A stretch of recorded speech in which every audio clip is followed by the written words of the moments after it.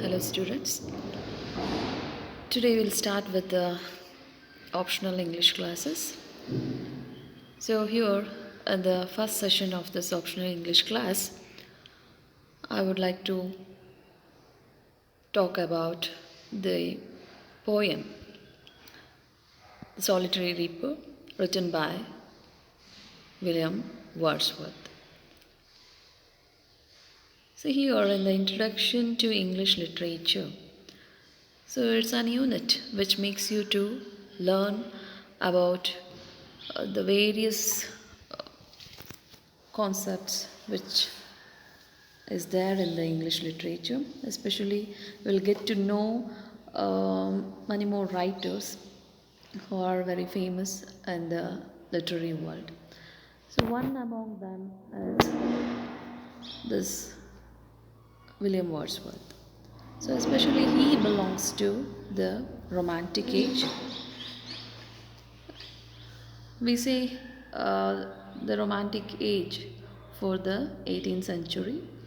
So, here in this session, you are going to get to know about the poem, an introduction to the poem, then about the poet, much more in detail, then again about the poem, then the text. Okay, as I said, The Solitary Reaper was written by William Wordsworth, right? William Wordsworth was a famous romantic poet. Okay, he belongs to 18th century. He and his friend Mr. Coleridge, they initiated this month's romantic era in a way officially, okay, through their writings.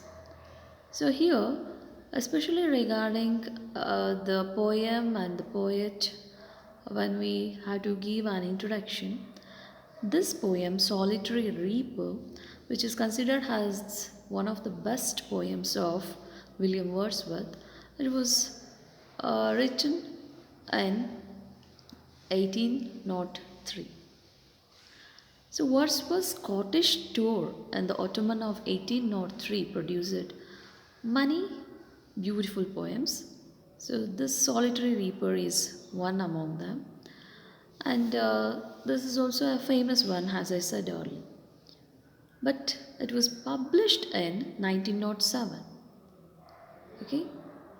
And one more unique thing about this writing is, as it's not out of the first-hand experience of William Wordsworth, it's the poet's friend's experience, which the writer used to pen down with his own imagination.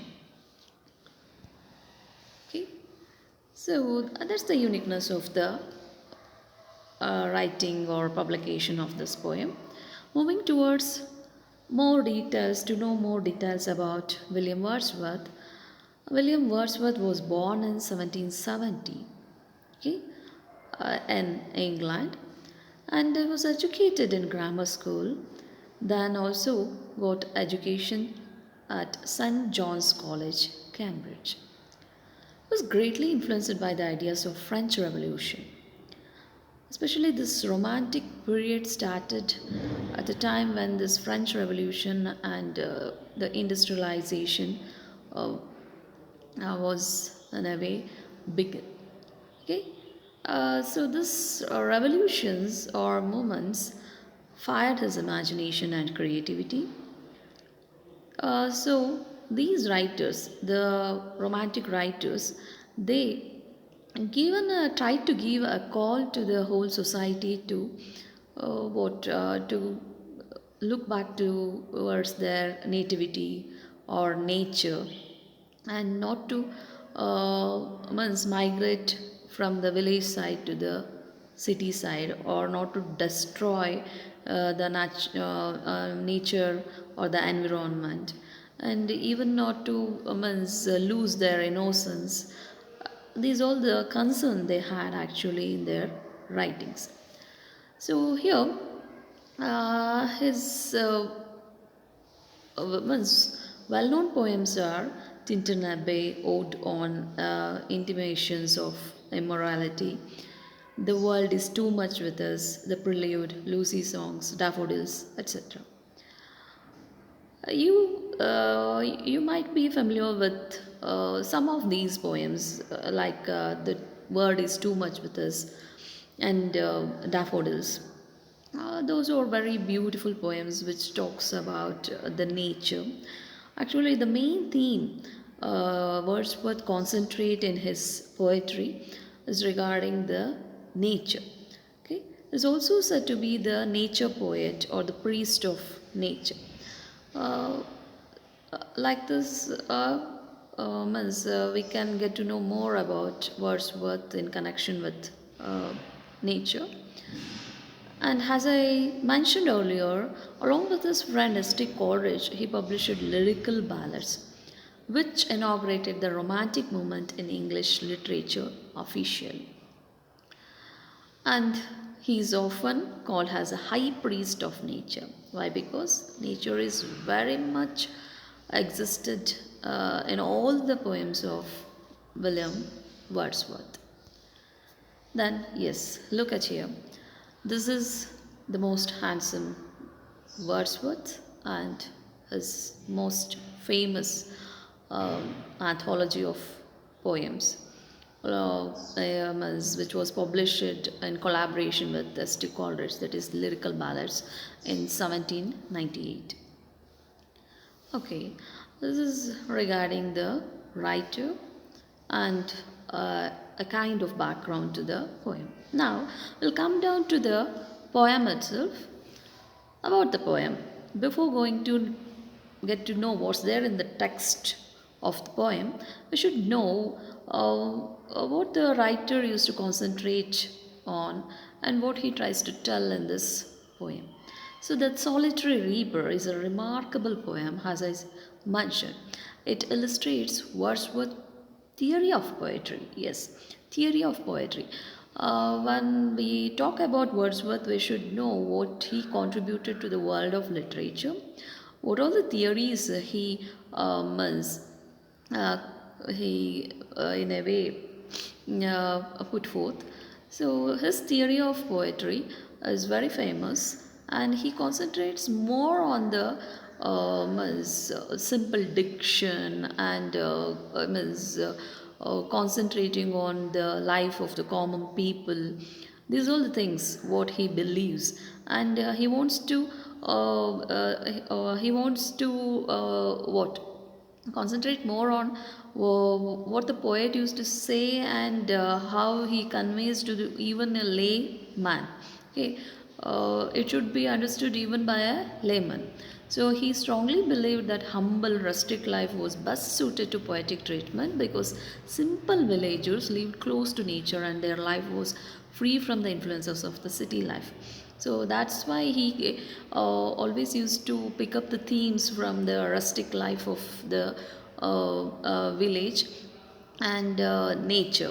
Okay, his Lucy poems are the best poems, which makes us to know how beautifully he, in a way, write down the poems and what explains the life of a simple person being alone or secluded in a far off place which is far away from the city, all these things. So the language spoken by them was known for its naturalness and simplicity of diction.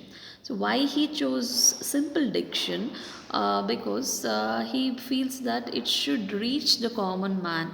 He must, if a person reads out the poem of William Wordsworth, then he should know what the poet is trying to tell in that poem. So he never wants to make it more complex by choosing more complex words. Rather, he makes it very simple and natural. So all these views are present in this poem. His theory of poetry, what he profounds in the theory of poetry, is there in this poem. So we can consider this Solitary Reaper as the best poem for knowing the way Wordsworth used it to write his poems. Okay, Wordsworth records his reaction to an ordinary incident. Uh, Poem begins with a girl who is working and singing alone. Yes, as I said, it's not the first-hand experience of Wordsworth. Actually, he got to know about this incident and the melodious voice of this girl through his friend. So he recreates the whole incident and he picturizes the things through his words in the poem. So here you come across a poor girl who is an unknown girl and his her singing. Okay, her song was so melodious and it makes a deep impact on the speaker who listened it. Okay, not only the speaker who got influenced or who got deeply impacted by the sweet voice of that girl. If being a reader, if we read out this poem loudly and get to know what the writer is trying to tell in this poem, then we also feel that we are in a way wonderstruck uh, uh, with the way the writer has explained everything. Okay, so the text, yes, I'm going to give you the original text of the solitary reaper so that you can read it out on your own and get to know what the writer is trying to tell. Has we already got to know that William Wordsworth always used natural and simple diction to make us know it very well, understand it very well. So read it aloud and try to get to know or understand the things what the writer is trying to tell here, even before going to take up the analysis of this text or the poem. And keep it in your mind before reading the whole text that there are two persons who are present in this poem. One is the speaker and the girl, and but the girl never speaks anything here. She only uh, is doing her work. She is singing melodiously. These are the description we come across, but we never hear the voice of the girl, and we only come across the explanation of the speaker, how he prizes the melodious voice of that girl, what all the comparison he makes, and all these things come in this poem. Now look at the text of the poem, read it out loudly. Just once I read it out, then in the next session we'll start with the explanation of these lines, what it means, and what's the intention of the writer in explaining all these things. All such things will be done in the next session. Now we'll read this text, The Solitary Reaper by William Wordsworth. Behold her single in the field, yon solitary highland lass, reaping and singing by herself, stop here or gently pass. Alone she cuts and binds the grain, and sings a melancholy strain. Oh, listen, for the vale profound is overflowing with the sound. No nightingale did ever chant more welcome notes to weary bands of travellers and some shady hunt. Among Arabian sands, a voice so thrilling never was heard in springtime from the cuckoo bird, breaking the silence of the seas among the farthest Hebrides. Will no one tell me what she sings? Perhaps the plaintive numbers flow for old, unhappy, far off things and battles long ago. Or is it some more humble lay, familiar matter of today? Some natural sorrow, loss, or pain that has been and may be again. Whatever the theme, the maiden sang, as if her song could have no ending. I saw her singing at her work, and over the sickle bending. I listened, motionless and still, and as I mounted up the hill, the music in my heart I bore, long after it was heard no more. So, this is the poem. You go through the poem once or twice until you understand something out of it, so that will helps you to learn more in detail in the next session. Thank you.